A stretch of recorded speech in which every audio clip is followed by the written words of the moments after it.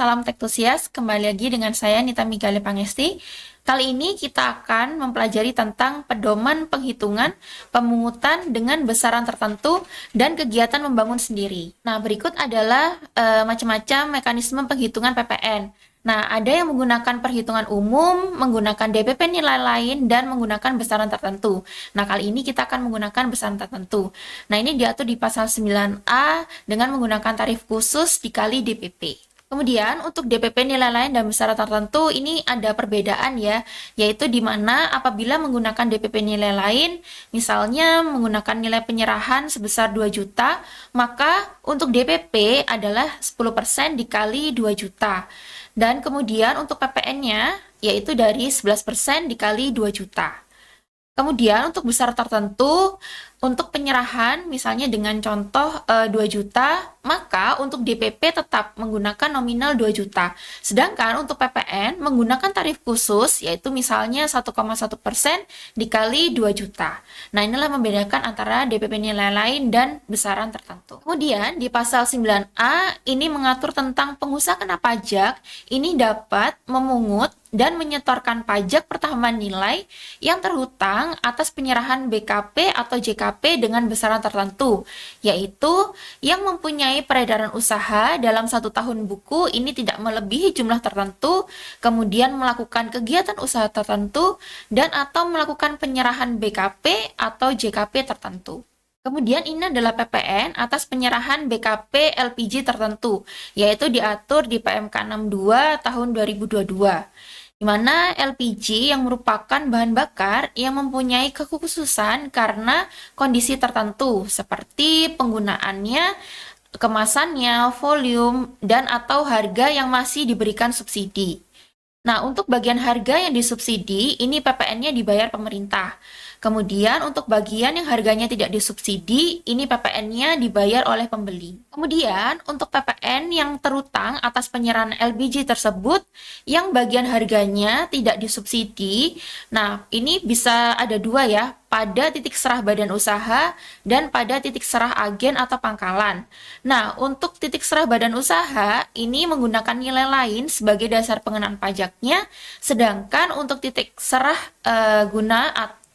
sedangkan untuk titik serah agen atau pangkalan ini dipungut dengan menggunakan besaran tertentu. Berikut adalah formula perhitungan dengan nilai lain dan besaran tertentu. Jadi apabila menggunakan titik serahnya melalui badan usaha ya, ini menggunakan rumus 100 dibagi 100 ditambah T, di mana T adalah tarif PPN yang berlaku dikali dengan harga eceran. Nah, sedangkan untuk besaran tertentu itu apabila titik serah agen tarifnya adalah 1,1 dibagi 101,1 dikali harga jual agen dikurangi harga jual eceran. Sedangkan untuk titik serah pangkalan ini sama ya, 1,1 dibagi 101,1 dikali harga jual pangkalan dikurangi harga jual agen. Kemudian ini adalah PPN atas penyerahan barang hasil pertanian tertentu. Nah, ini selengkapnya diatur di PMK 64 tahun 2022, di mana dalam Undang-Undang HPP terdapat pengaturan pemungutan dan penyetoran PPN terutang dengan besaran tertentu. Nah, mekanisme pemungutan PPN yang terutang atas penyerahan barang hasil pertanian tertentu dari yang sebelumnya menggunakan nilai lain sebagai DPP, nah ini diubah menjadi menggunakan besaran tertentu. Kemudian barang hasil pertanian tertentunya ini tercantum ya di lampiran PMK 64-nya. Kemudian tarifnya adalah 1,1%. Nah, ini mulai berlaku sejak April 2022 dan kemudian ini diperoleh dari 10% dari tarif PPN yang berlaku. Berikut adalah PPN atas penyerahan kendaraan bermotor bekas. Nah, ini diatur di PMK 65 tahun 2022, yaitu di mana PKP yang wajib menerapkan untuk pengusaha kena pajak yang melakukan kegiatan usaha tertentu berupa penyerahan kendaraan bermotor bekas, ini wajib memungut dan menyetorkan pajak pertambahan nilai yang terhutang atas penyerahan kendaraan bermotor bekas dengan besaran tertentu. Jadi untuk kendaraan bermotor bekas menggunakan besaran tertentu. Kemudian untuk pedagang yang melakukan penyerahan kendaraan bermotor bekas. Jadi ini untuk PKP, yaitu pedagang yang melakukan penyerahan kendaraan bermotor bekas. Tarifnya adalah 1,1% dari harga jual. Nah, untuk objek PPN-nya tentu saja ya, penyerahan kendaraan bermotor bekas. Nah, namun kendaraan bermotor bekas ini bukan BKP yang berupa aktiva yang menurut tujuan semula ini tidak untuk diperjualbelikan. Kemudian ini adalah PPN atas penyerahan jasa agen asuransi, jasa pialang asuransi, dan jasa pialang reasuransi. Nah, ini diatur di PMK 67 tahun 2022.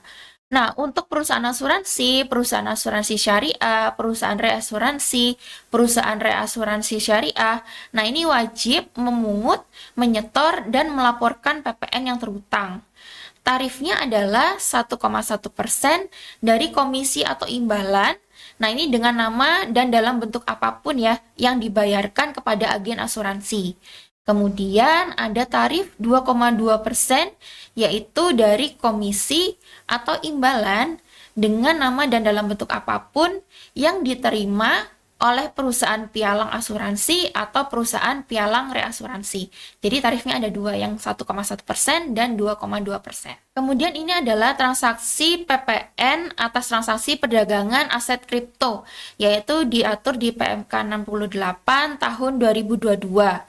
Di mana virtual currency, Bitcoin, dan cryptocurrency lainnya ini bukan merupakan alat pembayaran yang sah di Indonesia, namun ditetapkan sebagai komoditi. Jadi untuk virtual currency ini tuh bukan mata uang ya, jadi merupakan barang. Kemudian selain ada PPN juga dikenakan PPh pasal 22 final, yaitu tarifnya 0,1% jika exchanger terdaftar di Bapeti, kemudian 0,2% jika exchanger tidak terdaftar di Bapeti.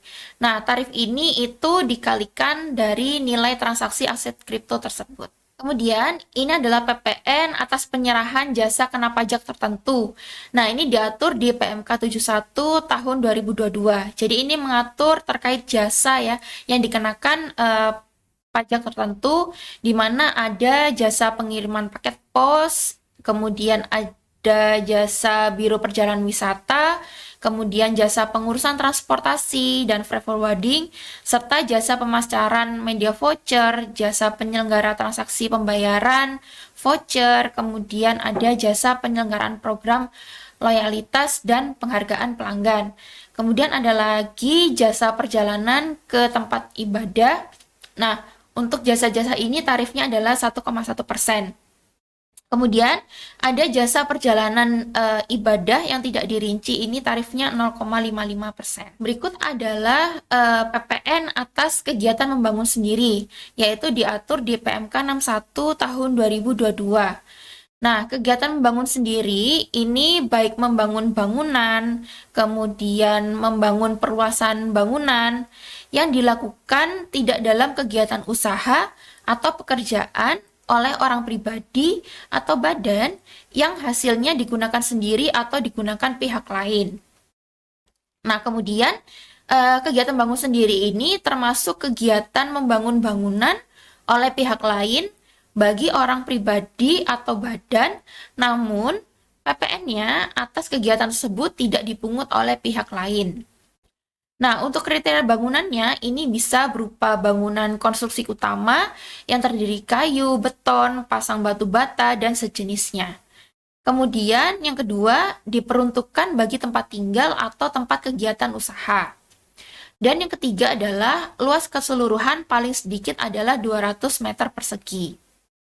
Nah, ketentuan ini juga dapat dikecualikan dari kewajiban PPN atas kegiatan membangun sendiri sepanjang memberikan data atau informasi paling sedikit berupa identitas atau alamat pihak lain yang membangun bangunannya. Nah, ini adalah rumus perhitungan PPN KMS ya, atau kegiatan bangun sendiri, di mana PPN terhutang itu adalah rumusnya 20% dikali tarif PPN dikali DPP.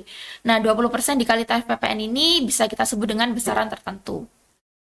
Nah, untuk tarif PPN ini sesuai dengan pasal 7 ayat 1 Undang-Undang PPN, dan DPP ini berupa nilai tertentu sebesar jumlah biaya yang dikeluarkan dan atau yang dibayarkan untuk membangun bangunan untuk setiap masa pajak sampai dengan bangunan tersebut selesai. Dan ini tidak termasuk biaya perolehan tanah ya. Oke, sekian dari saya. Terima kasih. Salam Tektusias.